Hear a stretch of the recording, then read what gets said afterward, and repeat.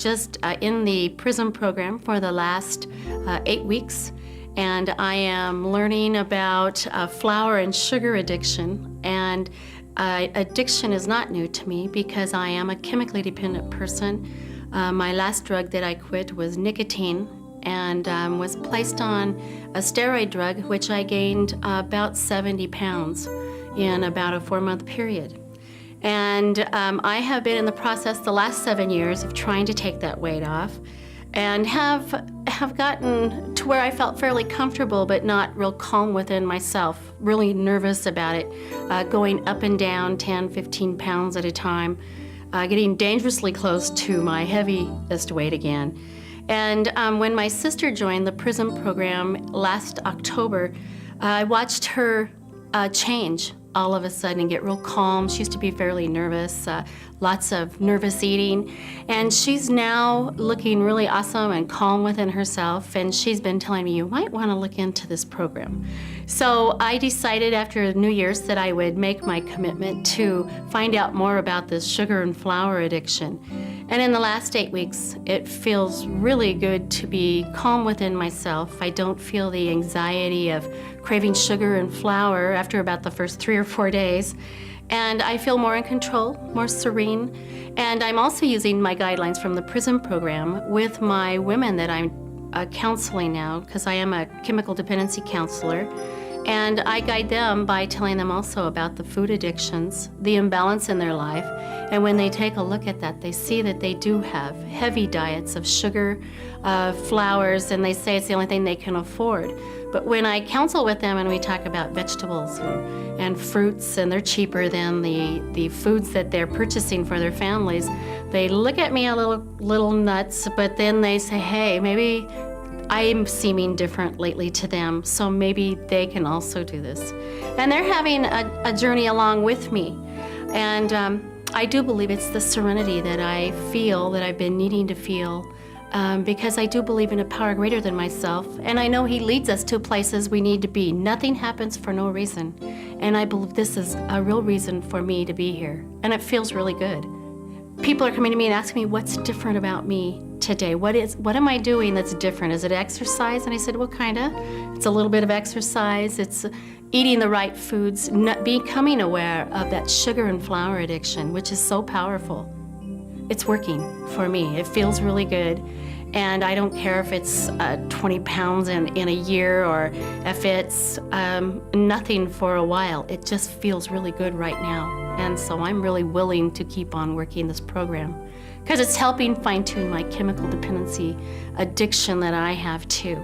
I feel so much more relaxed, smoother in life, easier to handle all the life's ups and downs, because I'm becoming more aware of my emotions and how I used to feed them with my sugar. Twinkies would just be awesome, or ice cream.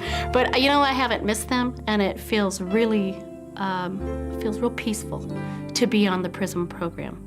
And of course, since I work at a jail, when I say I'm on the PRISM program, they ask me, are you on food that they eat at jail? And I go, no, it's healthy, simple foods. And I try to keep my program of recovery as simple as I can. And so I think that's why it feels so good, is because this is so simple. And I hear Debbie tell us in our weekly meetings that it has to be simple, and we try to complicate it every chance we get. And so I was really grateful last week to hear how it has to stay simple. And it's easier to cook, it's easier to live, and easier to shop when you keep it simple. So I'm really grateful. I'm grateful for my sister telling me about it. My God has sent me to where I need to be. And I'm glad I listen every once in a while. And that's pretty much, I guess, what I have to say about it. I'm just grateful. Welcome back. I hope you're excited to begin your 8th week in the PRISM weight loss program. You've come a long way on your journey to the true you. By now, most of you are more in control of food and your eating behaviors than ever before. We know how great that empowerment feels. I hope you've come ready to learn, because we have a wealth of information to share with you. In fact, you will definitely need to take notes this week, so take a moment now to gather a pen and a notebook. During today's class, we will examine the role emotions play in your eating behaviors. Have you ever noticed a connection between your emotions and your desire to overeat? Ask yourself this question. Do my emotions have anything to do with my overweight condition? By the end of this week's lesson, you will have gained an understanding of your own tendencies toward emotional eating cycles. You will learn how to free yourself from this vicious cycle, and you will discover that with a little bit of practice, you can separate emotions from eating behaviors.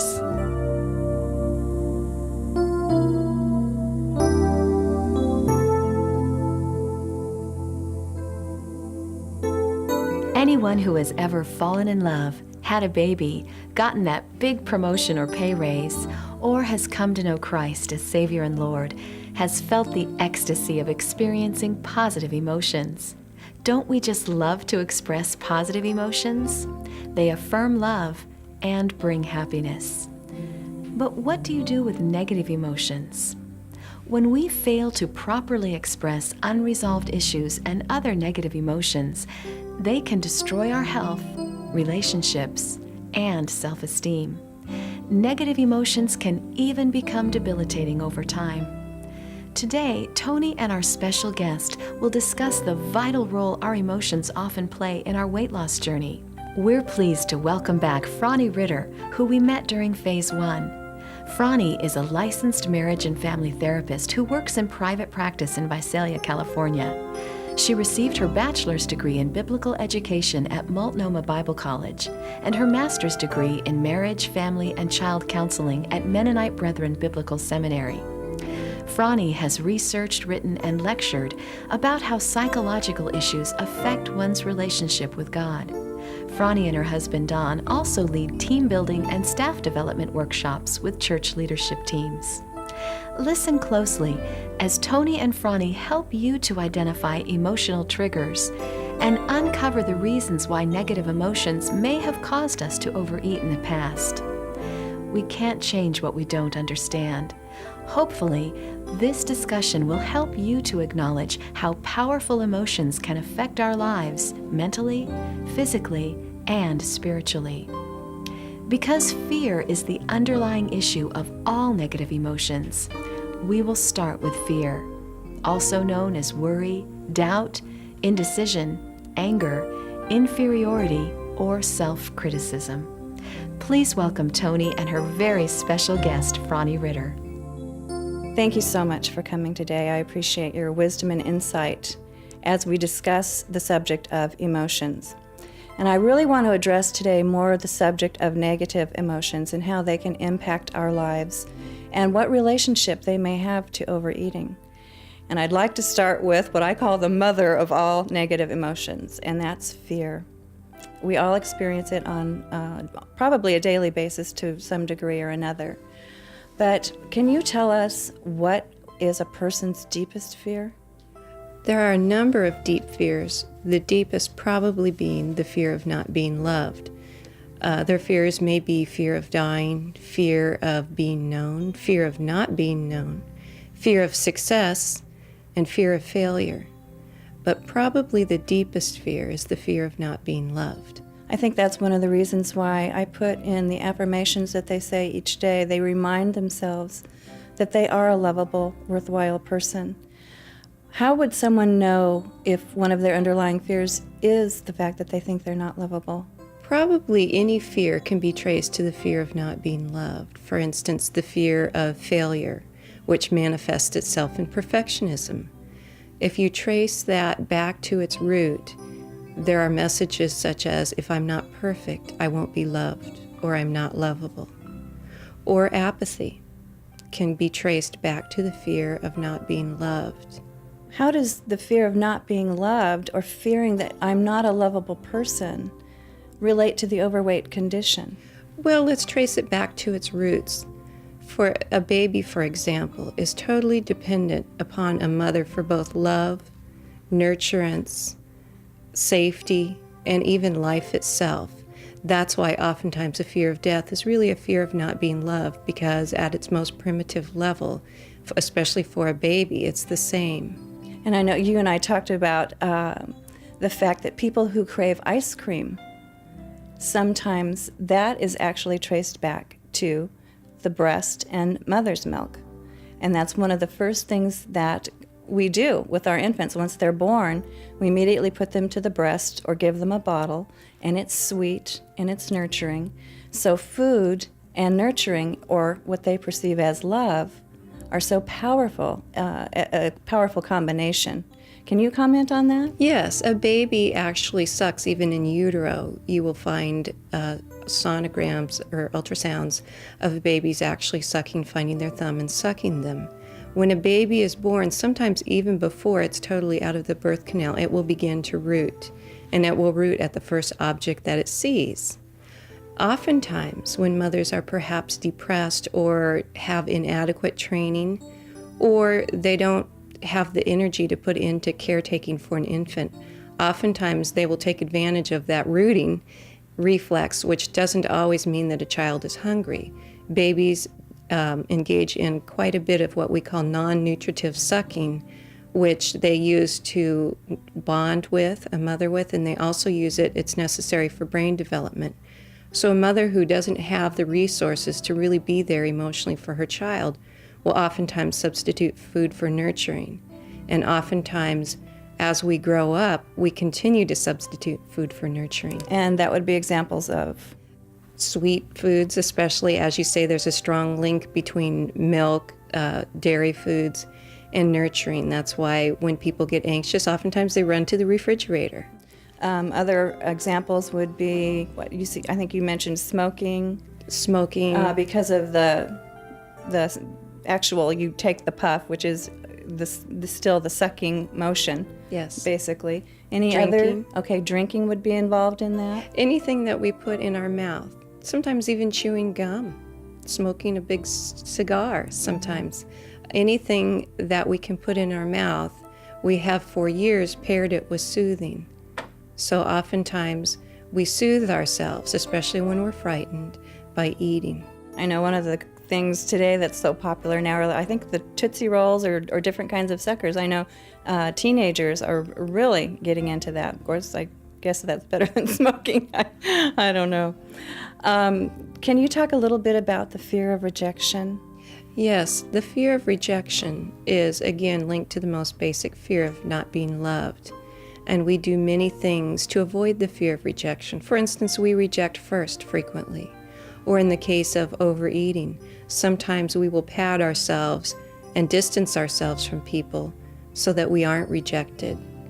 But the fear of rejection is linked to the fear of love. Sometimes we distance ourselves, sometimes we become over-compliant, which means that we stuff down our feelings, especially our negative ones, if we fear that others won't accept them and become over-compliant. The fear of rejection also is behind perfectionism.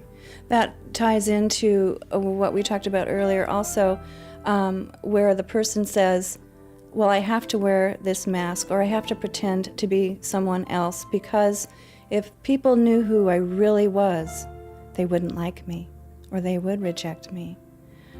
What hope do you offer, or suggestions can you give to someone who is feeling that much pain about who God created them to be? Yeah, the fear of being known and then consequently being rejected is strong. And it keeps us wearing a false face, because if we realize, or other people find out who we really are, we fear that they will reject us. Chances are we carry around that fear because sometime in our life we have been rejected and we felt like it was for who we are. For instance, early in life, we may have had one parent who was depressed, or we may have had somebody, a peer perhaps, early on in school, or even later in school, who rejected us. And none of this was based on who we were. It was based on things that were going on in their lives. But perhaps we personalized it so much because children don't know how to do anything but feel like they are personally responsible. Psychologically, they aren't equipped to sort out what's about them from what's not about them. And so they may have felt rejected and felt like it was about them. But I know, even in my own life, that was true. I can recall memories where someone had said something hurtful to me, and it did leave a scar. Ronnie, what kind of hope and what kind of advice can you give to people who are still walking around with those emotional scars? Well, the first thing is to recognize that it is a wound and acknowledge it as a wound. And when we have a wound, we don't ignore it and let it get infected. We treat it. So the first thing we need to do is recall the event, recall the feelings that perhaps we haven't even let ourselves fully feel.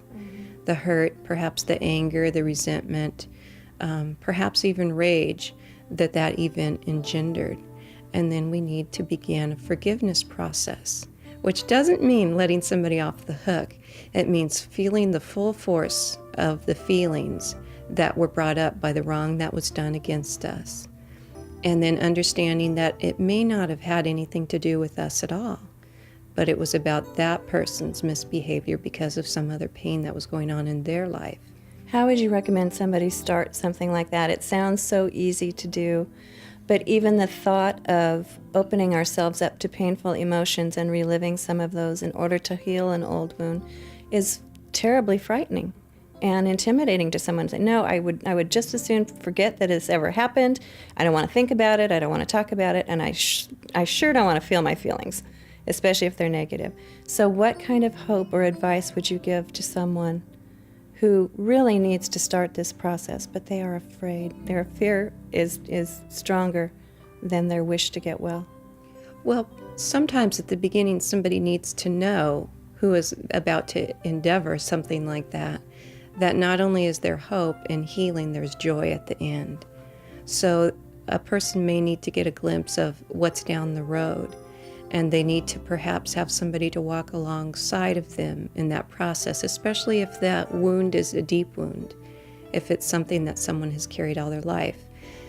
And one other thing that is a benefit for going through a process like this is there are many, many symptoms that we carry when we have a wound that we think are unrelated. Overeating usually being one of the key ones that is very much related to a wound, or somebody doing something or rejecting us early in life.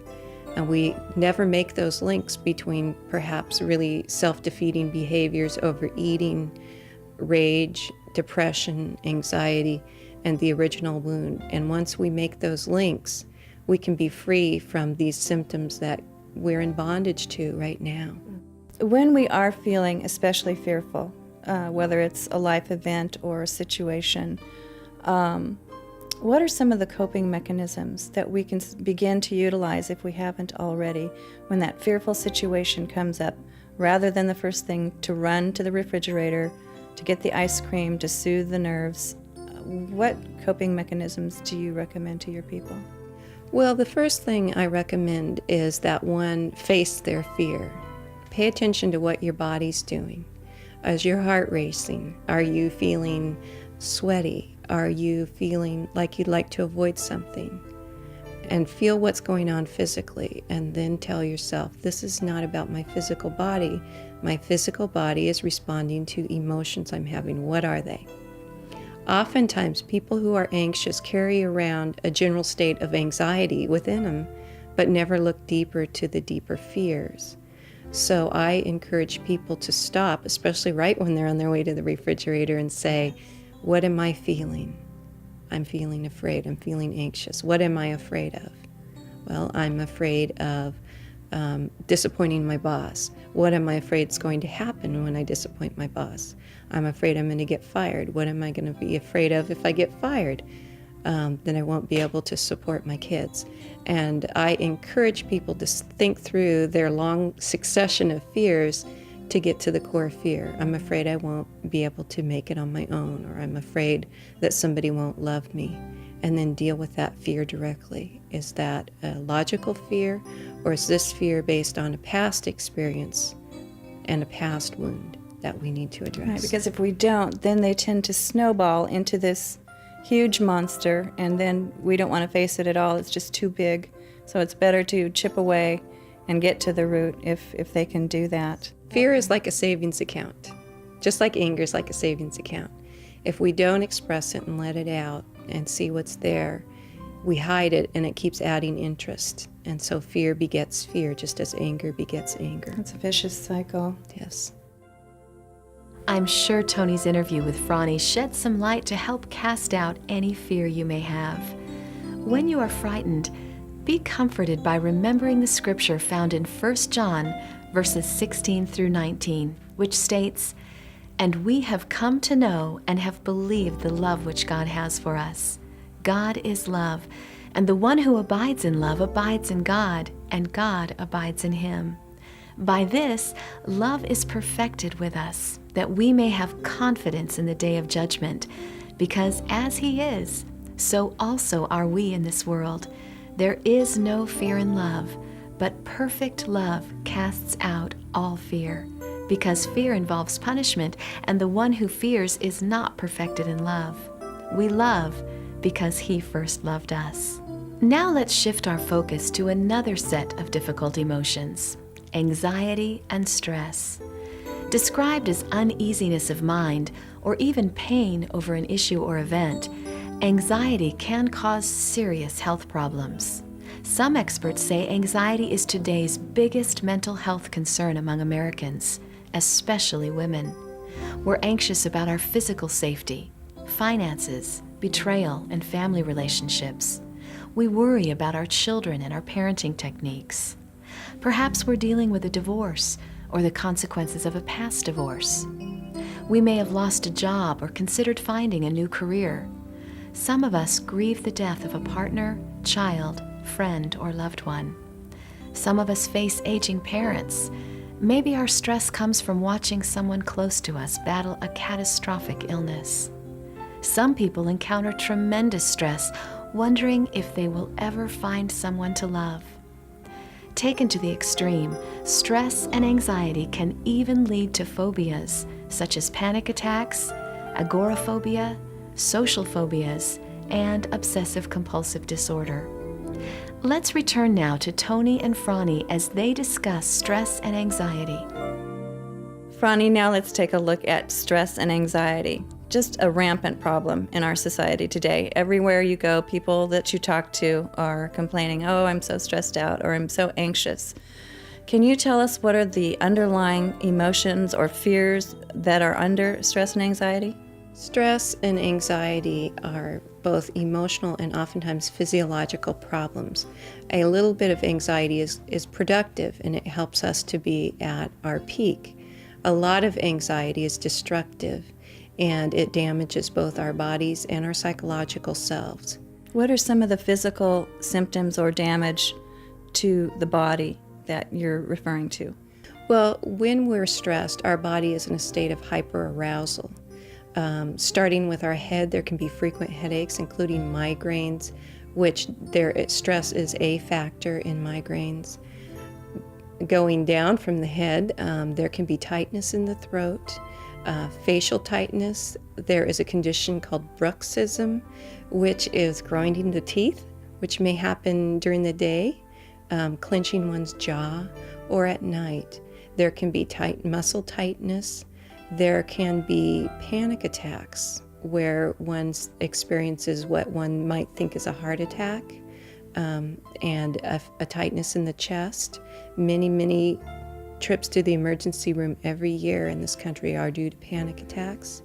There can be excessive stomach acid and stomach difficulties. There can be bowel difficulties. There can be rashes.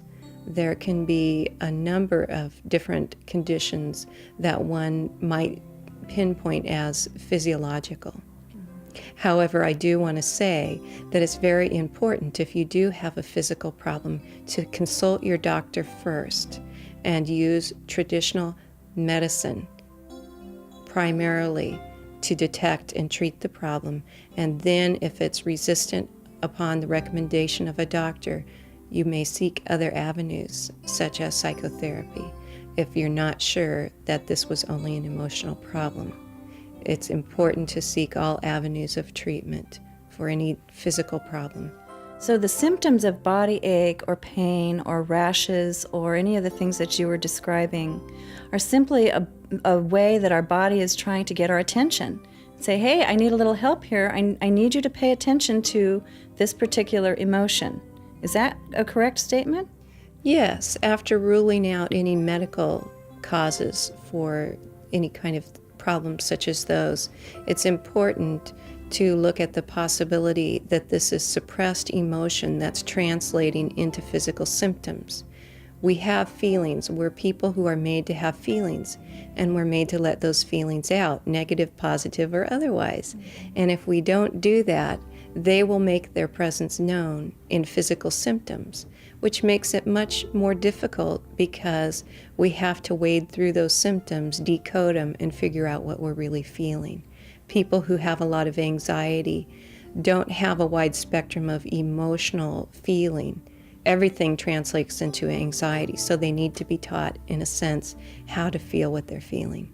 So again, the answer is go ahead and feel your feelings.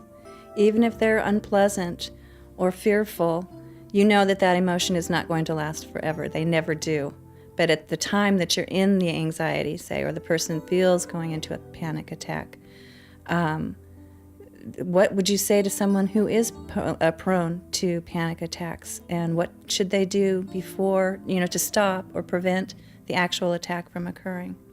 One thing I would encourage people who suffer from panic attacks to do is to get some professional therapy.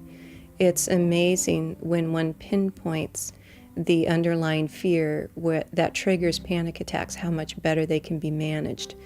But to manage panic attacks, if you're under the care of a professional, if not, get under the care of a professional, but relaxation training, breathing evenly, really learning how to breathe appropriately, relaxing one's body, and to let oneself know, I can get through this.